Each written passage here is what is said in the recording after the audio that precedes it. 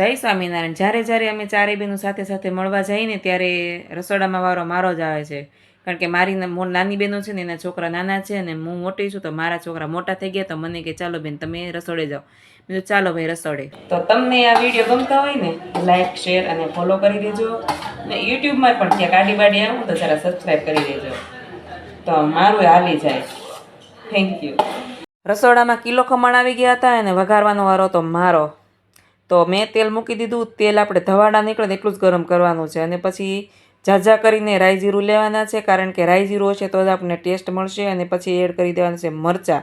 અમારે તો ઘરનો લીમડો હતો ને તો વેત નો લેવા જવાનો, કારણ કે બાર વરસાદ જ એવડો હતો તો લીમડો ભાઈ કરી દીધો સ્કીપ. આમાં લીમડો પણ એડ કરી શકાય છે. અને મરચાં જો એકદમ ચડી જાય ને પછી આપણે પાણી એડ કરવાનું છે.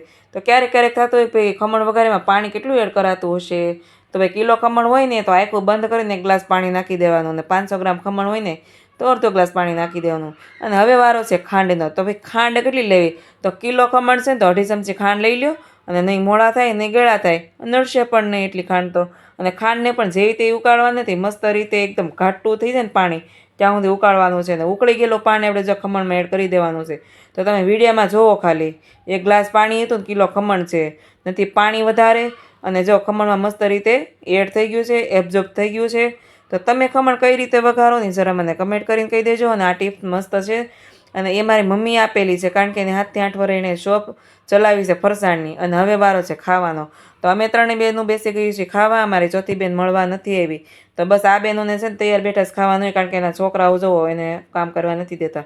અમે બહેનો ભેગી થઈને બહુ ધમાલ મસ્તી કરી છીએ. તમે ધમાલ મસ્તી મારી દીદીઓ કરો છો કે નહીં જરા કમેન્ટ મારી દેજો. Thank you.